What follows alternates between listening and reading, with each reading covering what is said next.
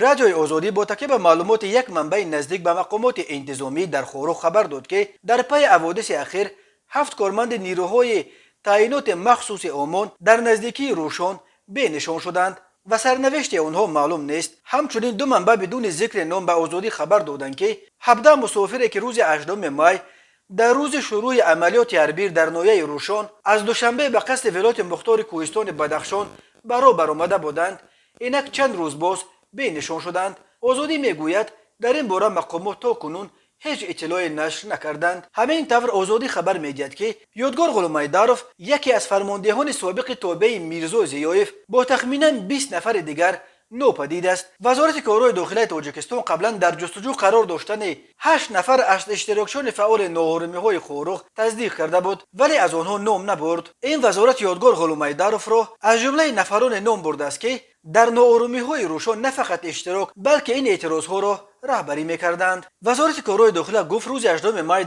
در نتیجه حمله این گروه به کاروان ماشین‌های واحد تعینات مخصوص یک افسر به هلاکت رسیده، 13 خدمتچی حربی جراحات وزنین برداشتند.